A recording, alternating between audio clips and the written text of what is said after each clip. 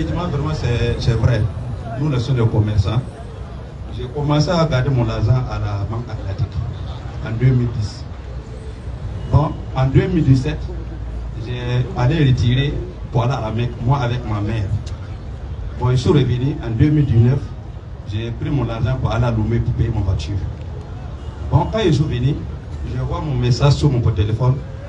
L'argent que j'ai pris là, c'est comme je n'ai rien pris. Bon, je ne comprends pas. Donc, j'ai déplacé pendant 13 villes. Je suis parti à la banque, il dit, ah, je voulais savoir, peut-être il y a quelqu'un qui a fait versement dans mon compte.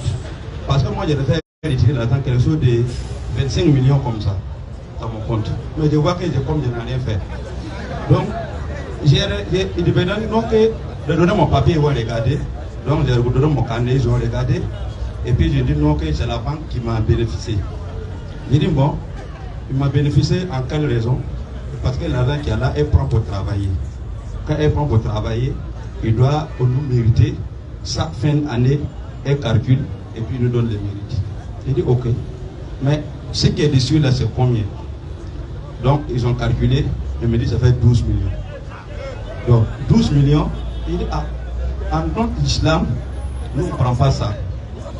J'ai dit bon, si c'est comme ça, j'ai allé réfléchir d'abord, mais je reviens. Ça, c'est la partie là qui est voilà. C'est vrai. Petite partie qui a dit réfléchir. Ça, c'est que c'est vrai. Ok, je suis reparti dans une semaine, je suis revenu. Je suis revenu, effectivement, et j'ai pris l'argent. Dans l'argent, j'ai pris 6 millions dedans. Je suis parti à l'hôpital de Sidokokodi. Je suis parti regarder les maladies. J'ai partagé en haut jusqu'en bas jusqu'en haut. Okay. Je suis revenu encore à une semaine après encore, je suis reparti, j'ai repris encore. Je suis parti où les gens ont pris les enfants, voilà. J'ai donné, et puis j'ai payé habillé au comble des balles, et puis je suis parti donner tout là-bas. Bon, comme l'histoire dit, on ne doit pas prendre cet argent pour aller faire du bien. Bon, moi je me demande, moi j'ai déjà fait. Maintenant, je suis parti, comme il me dit que l'argent ça augmente là, je suis reparti. Quand j'ai fini ça, j'ai retiré tout mon argent et puis j'ai fermé la compte. Je suis venu augmenter mon travail. Comme l'histoire le dit, bon, moi je ne sais pas, moi j'ai déjà fait. Bon, je ne sais pas comment Dieu va me juger demain. Bon, en fait, moi je suis parti à la Mecque en 2017. Voilà, donc je ne sais pas, moi je n'ai pas bouffé l'argent là. Maintenant, l'argent que j'ai pris là, voilà ce que moi j'ai fait. Voilà, tout le 12 millions a disparu dans ma main, sans jamais dans ma bouche. Voilà, ok, donc Imam va donner. Imam lui parle, il est partial. Lui, c'est ce que le Coran a dit, la Sunna a dit, lui parle. Voilà, donc voilà, c'est la situation du monsieur. Il aimerait savoir, bon, lui, il n'était pas informé, lui, il ne savait pas que la riba était un péché. Bon, lui, il a utilisé l'argent, voilà ce qu'il a fait. Qu'est-ce que l'islam dit de ça? Ok, moi-même, je suis comptable, hein, et j'ai l'argent, ma main est tout mis dedans. Donc, je sais ces choses-là. Maintenant, le problème, c'est quoi? On est d'accord qu'au moins c'est riba. Tu es d'accord avec ça? Je suis d'accord. Ok, alhamdoulilah. Donc, du moment où tu es d'accord que c'est riba, et tu sais que ce qui est haram là, on ne peut pas prendre pour aller faire le bien avec. Tu es d'accord aussi avec ça? Bon, par exemple, quelqu'un peut prendre l'argent volé pour aller à la Mecque. Oui. Riba, on ne peut pas prendre pour aller à la Mecque. Oui. Voilà. Maintenant, tu as déjà fait, c'est ça, non? Oui. Ok. Allah il dit nul grief à vous sur ce que vous avez fait dans l'ignorance. Tu ne savais pas? Oui. Donc il n'y a pas de souci. Parce que j'ai fait ça, pourquoi? Pourquoi je ne peux pas garder cet argent avec eux? J'ai pour faire de prendre ça pour aller donner ceux qui n'ont pas les moyens. C'est pour ça que je le fais. Il a raison, hein? Prenez le mouvement, c'est ça. Mais quand tu as 12 millions, et puis tu as laissé ça de prendre. Ça va mieux, il y a ramassé tout le tien, fallait lapider quelque chose de ça. Voilà, donc ici. Ok, donc le verset c'est sur la 4, verset 17. Vas-y, s'il vous plaît. Maintenant, Attaque-lui! On écoute, s'il vous plaît. Ok, ce que moi j'aimerais ajouter. Non. Bon, moi je suis un agent de banque. Inch'Allah. J'ai étudié les banques, j'ai travaillé à la banque, notamment la Banque Atlantique, avant de quitter et de rentrer dans ce domaine. Inch'Allah. Donc ce que j'aimerais dire, si vous allez faire les dépôts, non. Il y a deux façons. Oui. Il y a les dépôts à terme, il y a les dépôts à vue. Oui. Quand on fait dépôt à thème, c'est que vous bloquez l'argent, c'est ce qu'on appelle compte bloqué. Et ça génère des intérêts. Mais quand c'est un dépôt à vue, ou à tout moment tu peux prendre, verser, ça, il n'y a pas d'intérêt sur ça. Oui. Donc je vous préconise de faire ça, c'est plus simple. Inch'Allah. D'accord. Okay. Vous avez compris? Oui, oui. Tu peux mettre ton argent, mais ça Lis le verset. Surat 4, Oui. verset 17. Oui. Allah accueille seulement le repenti de ceux qui font le mal par ignorance et qui aussitôt se repentent. Voilà ceux de qui Allah accueille le repentir et Allah est omniscient et sage. Donc Inch'Allah. c'était dans l'ignorance que tu as fait, Oui. donc tu n'as pas de problème à ce niveau. Inch'Allah, ya Rabbi. Salam alaikum wa rahmatullah.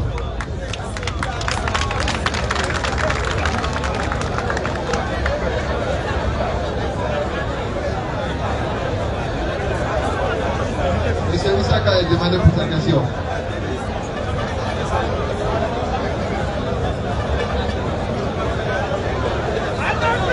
Allah Akbar. Monsieur Issaka pour sa question. Bismillah.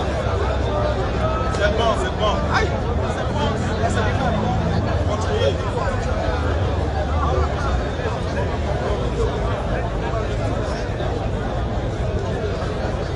Allez-y, frère. Assalamu alaikum wa rahmatullahi wa barakatuh.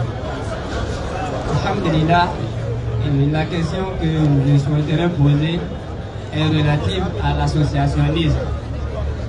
Et comme nous le savons, nos chefs qui sont ici, leur mission c'est d'appeler les gens, de les illuminer de sorte à ce que nous soyons sur le droit chemin. C'est-à-dire, nous reconnaissions que c'est Allah seul qui doit être adoré. Et quand nous écoutons les chefs, c'est que Ashriku Billah, c'est-à-dire l'association à Allah, elle est définie sous plusieurs critères. Et que les gens, nos savants, ont tendance à se limiter seulement qu'à la surface. C'est-à-dire quoi?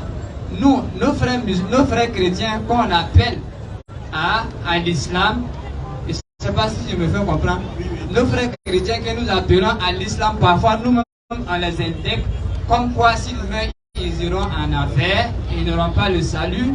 Parfois nous-mêmes nous qui sommes musulmans, nous posons des actes qui sont même plus pires que pour eux. Le prophète alayhi salatu wassalam, il est venu, il a appelé les Mekwa, excusez-moi de développer, voilà, il a appelé les Mekwa sur 13 ans. Si je me trompe, vous pouvez me mettre voilà, sur la voie. Sur 13 ans. 13 ans, il a pris en train de les expliquer la notion de la ilaha illallah. Al-kalimatu shahada, il est en train de les expliquer. À ce moment, il n'y avait pas de solat. Oustaz Diane et Ismaël, ils ont déjà expliqué ça. Maintenant, nous musulmans, qu'est-ce que nous connaissons de l'islam? Est-ce que le fait de donner un associé à Allah se limite au fait de ne pas adorer une idole? Se limite au fait de ne pas adorer des fétiches? Donc j'aimerais que voilà, nos oustas ici rentrent un peu dans les détails parce que quand nous regardons, il y a des musulmans qui sont dans la prière avec nous, ils sont même dans la première safa. Mais ils se protègent à leur façon.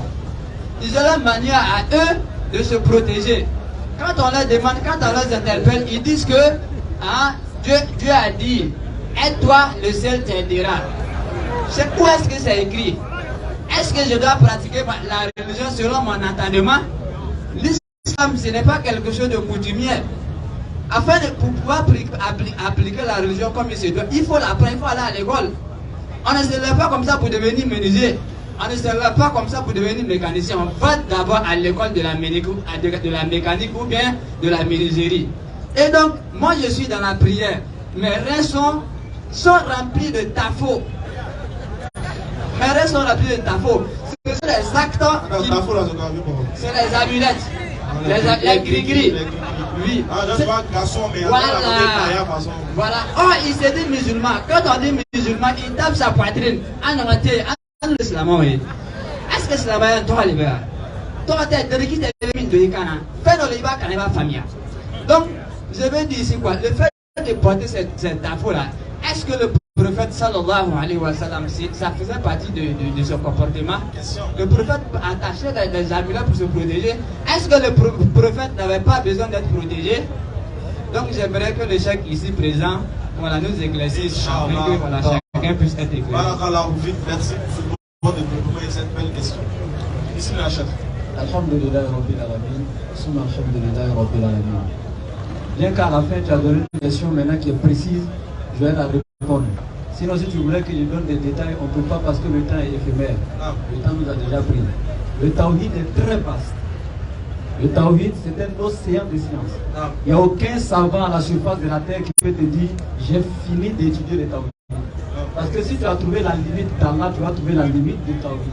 Parce que le tawhid, c'est la science qui étudie Allah. Et Allah est immense qu'on ne peut pas le cerner. Donc on ne peut pas finir le tawhid. Voilà. Mais ici, la base du tawhid, c'est quelque chose. D'abord même, ça commence par l'affirmation. Tu vois les gens qui se sont convertis ici. C'est le fait d'affirmer. Mais ce n'est pas seulement affirmer et puis c'est fini. Hein. D'affirmer, de maintenir et de réaliser l'unicité d'Allah dans chaque moment de nos vies, dans chacune de nos pensées et dans chacun de nos actes. Et le tawhid est divisé en plusieurs branches. Mais d'abord, il y a deux grands groupes de shirk. Il y a le shirk akbar et le shirk asghar. Il y a le petit et il y a le grand. Et donc ça fait partie du shirk, ce que tu viens de dire. Le fait déjà de placer ta confiance en des amulettes, en des bagues. Et pour moi là c'est argent blanc simple. Pour moi l'argent fait malin parallèle. On t'a vendu ça là, que si tu as apporté, tu n'as pas fait accident. Si tu as apporté ça là, tu auras l'argent, ton commerce va marcher, ceci, cela. Une fois que tu as placé ta confiance en ça, c'est fini. Tu es sorti du cadre du tawhid comme ça. Allah seul suffit. C'est Allah seul qui est le meilleur des protecteurs. Une fois que tu as attaché un truc, parce qu'on dit si tu as attaché une voiture d'accident, tu vas te voir au bord de la route là. Tu es sorti du cadre du tawhid, mon frère. Non.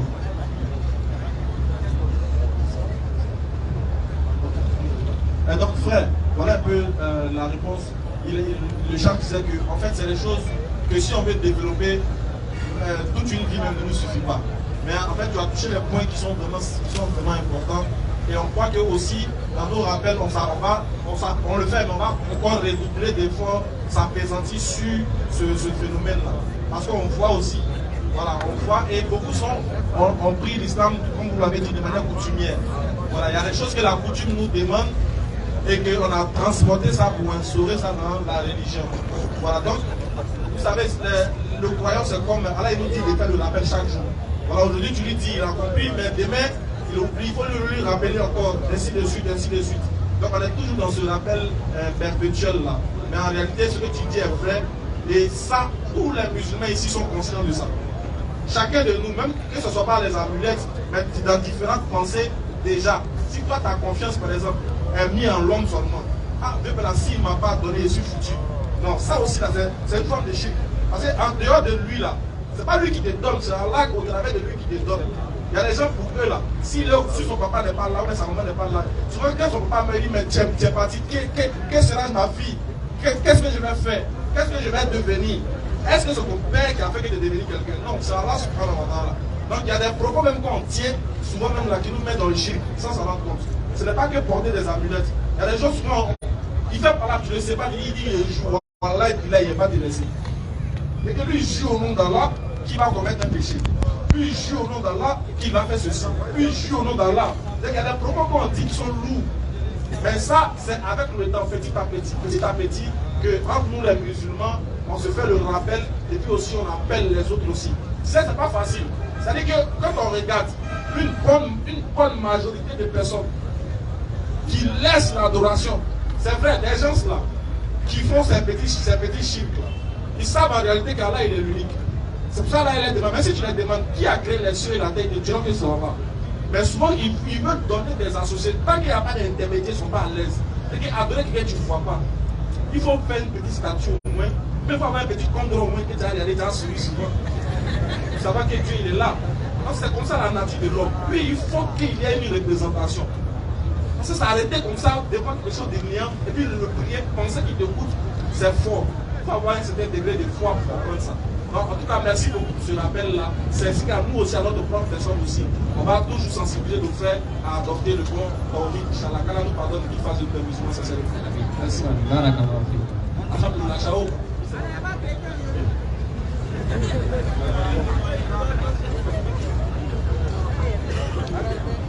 Monsieur Kone Lassina a demandé. Monsieur Kone Lassina pour sa question, rapidement.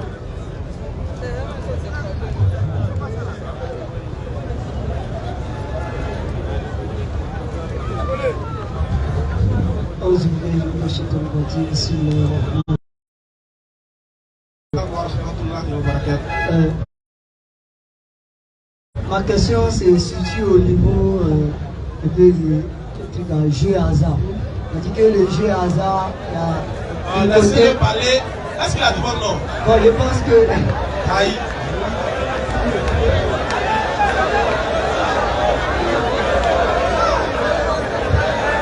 Donc vous êtes tous des joueurs. Le moment de 8,95 là, il y a quoi? 10, 24. Il n'a pas dit votre nom. Il dit j'ai assez, puis vous commencez à parler. C'est que vous-même là même. On peut continuer. Ok, j'étais disant que ma question va se situer au niveau du jeu hasard. Vas-y. Par exemple, le jeu hasard, on dit que le côté du mal est plus élevé que le côté du bien. Moi, j'ai au moins 100 francs que je vais miser et que je gagne, par exemple, 14 milliards et je donne 4 milliards. Je donne 4 milliards par exemple je donne 4 milliards par exemple à la DDR pour terminer le complexe. Non. Pas de prendre 4 milliards. Pas nous provoquer. Ça c'est tentative de corruption. Les réponses on va te donner. Ok, je donne ces 4 milliards à des personnes pour pouvoir sortir, n'est-ce pas, de la pauvreté et puis utiliser les autres pour d'autres projets. Est-ce que cela est illicite? Est-ce que cela est illicite? Oui. Après avoir gagné dans le jeu des hasard. Jeu hasard. Je crois que c'est ça qui défend. Voilà, utiliser dans le bon sens. Bon, moi je pense que ce que je peux dire de façon simple, si c'est que ton intention est vraiment d'aider les gens, Allah va te donner les bonnes manières pour que tu puisses avoir cet argent et afin que tu puisses les aider. Si c'est vraiment ton intention d'aider, reste tranquille, Allah va te donner les bons moyens. Donc il ne faut pas aller faire ce qu'Allah interdit en espérant avoir l'agrément d'Allah. On cherche l'agrément d'Allah dans le chemin qu'il a tracé. C'est ce que je peux dire quoi. D'accord? D'ailleurs, si c'est interdit de jouer hasard, bon, pendant que tu jouais chez Azala, est-ce que tu mourrais de la maintenant? Avant de nous donner les 4 milliards. Question. Tu vois? Donc on ne peut pas dire que non, sans jouer chez Azala, on finit de jouer chez Azala, attends, parier, il y a les jeux d'auto gagnés. 90, 75. Il met sa banque à suivre. Dès que ça sort 10 millions, il a donné 5 millions à espérer là. C'est pas un projet. C'est pas bon. Ouais. Parce que tu es dans le mal et puis tu penses au bien. Tu vois? C'est pas normal. Quand tu laves tes habits là, tu ne vas pas n'importe quoi pour aller mettre dans l'eau du banco pour dire de laver. C'est rien. Donc c'est pour dire que l'intention première que tu dois avoir, c'est déjà dans le licite que Dieu t'exauce. Parce que quand Allah dit que le jeu de hasard, il y a le bien, ben le mal est encore plus grand. C'est-à-dire que le bien, c'est ce que tu gagnes toi-même. Le petit côté où tu as parti jouer, tu as mis 100 francs, tu as gagné 5 000 et puis tu es content. C'est ce petit côté-là des joueurs, quand il parle de ça. Mais allez dire que le mal est encore plus. C'est quoi ce mal-là? C'est que le jeu là, en fait, le diable a réussi à t'avoir. Il t'a fait comprendre que tu es champion. Tous ceux qui gagnent l'auto là. Mais l'homme qui a déjà joué chez Asa, ton premier jour de gain, tu te vois un champion, mais tu dis, c'est fort. Ça, c'est celui qui est dedans, il est fort. Mais non, bon. Ça te pousse à toujours rester dedans. Ça te pousse à toujours demeurer dans la chose. Mais quel est le jeu des jeux hasard qui a construit maintenant ici? Un an de jeu hasard. Tu ne peux pas y jouer hasard, il gagne 100 000, il n'arrive pas à payer le loyer. Merci. Je te demande comment il fait. Il n'y a pas heureux dedans. Voilà pourquoi Dieu nous demande de nous éloigner. Donc tu ne peux pas être dans le jeu de hasard et puis avoir des projets pour du bien. Non. Reste dans ton coin, prie Dieu, fais-le. Pourquoi on ne va pas travailler au même? Pourquoi on ne veut pas travailler et puis on veut de l'argent facile? Pourquoi? C'est de la paresse et c'est ça qui fait que ça engendre quoi? Le vol. Parce que le jour où tu n'as pas de l'argent pour jouer, moi je connais un ami, il lui donne l'argent des bouteilles de gaz. On est rechargé des bouteilles de gaz. Il y a les jeux hasard. Ils ont franc-conné le jeton. Ces gaz-là maintenant, il allait chercher. Il veut tout le monde, personne n'a moyen de soi. Tu Tu vois, souvent c'est l'an de scolarité. On lui donne pour aller de... Il y a d'autres qui ont arrêté l'école dans ça. On connaît des amis. Ils ont arrêté l'école à cause des jeunes dans ça. Parce qu'on leur a donné de l'argent de la scolarité. Il y a des choses qu'on a mis au Fata. Tout le dia il a assis, mais il fume et puis il réfléchit. Tu vois, on va dire comme il était là d'aller juger dans tous les débris qui t'inscrivent jusqu'aujourd'hui la réalité. Donc ça n'apporte pas du bien. Voilà, donc éloignons-nous de ça. Restons dans le bien et puis pensons. Demandons à Dieu de nous donner les moyens pour aller travailler aussi. Et il n'a pas donné un travail lucide.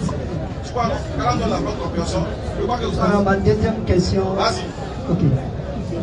J'ai entendu un imam dire que le prophète Mohammed sallallahu alayhi wa sallam, lorsque nous rentrons dans l'histoire de sa maman, il a un côté africain. Je veux comprendre si cela est vérifié. Il a un côté africain, ça, le prophète a un côté africain. Oui, du côté maman. Du côté maman. Oui. Bon, ce que je peux dire tout simplement, le prophète a oui. sa mère était arabe, son père était arabe. Maintenant, le côté qu'il a expliqué là, si c'est ce que je pense, je vais t'expliquer. Parce que le prophète a été allaité par une femme africaine. Le prophète a été allaité par une femme africaine, Alima. Et donc il a tété le lait d'une femme africaine. Donc il y a des savants des esprits pour montrer que l'Africain n'est pas quelqu'un à négliger aussi dans notre religion. Ils prennent l'exemple sur Bilal, qui était le premier bulletin. Il dit, mais le prophète même, il a tête. Parce qu'on dit, la femme dont tu têtes son lait, là, son sein, là, elle est considérée comme ta mère. En islam aussi. Donc, si le prophète a têté le sein d'une femme africaine, il y a des savants qui disent là que sa deuxième maman était africaine. Peut-être c'est ce côté. Exactement. Merci beaucoup. Merci beaucoup. Voilà, quelques communiqués rapidement, Inch'Allah. La TTS sera, n'est-ce pas, du 29 au 1er avril. Mais, du 29 avril au 1er mai, à Yamoussoukro, Inch'Allah. Mais avant, il y a Divo qui est en train d'être programmé, Dalwa également. Mais la date qui est précise actuellement, du 29 au 1er mai 2023, nous serons, Inch'Allah, à Yamoussoukro pour 3 jours. 3e édition de Yamoussoukro. Et tout à l'heure, je disais à la sœur Fanta Firdaus qui était là, qui enseignait dans le groupe également. Elle n'est pas seule, elles sont nombreuses, mais elle est là comme une représentante, n'est-ce pas, des sœurs qui sont également dans le groupe. Nous serons là, Inch'Allah, le jeudi prochain à la même heure. Venez nombreux. Et je vous rappelle qu'on a un grand débat avec le pasteur de 3 millions. Vous savez de qui on parle. Donc on est en train de programmer, on est en train d'organiser. Vous serez tous invités dans une salle de cours. Ils sont en train d'organiser ça, Inch'Allah, et ça va se savoir. Donc voici un peu. Et jeudi prochain, préparez-vous également pour la contribution pour participer à la construction d'un complexe islamique chargé des convertis. Comme vous le savez, les choses ont repris et ça commence à avancer, Inch'Allah. Donc rendez-vous jeudi prochain par la grâce d'Allah. On va lever tout le monde. Ashhadu an la ilaha illallah wa ashhadu anna Muhammadan Rasulullah.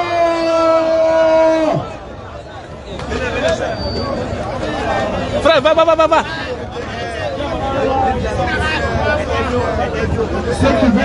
Ok, vas-y.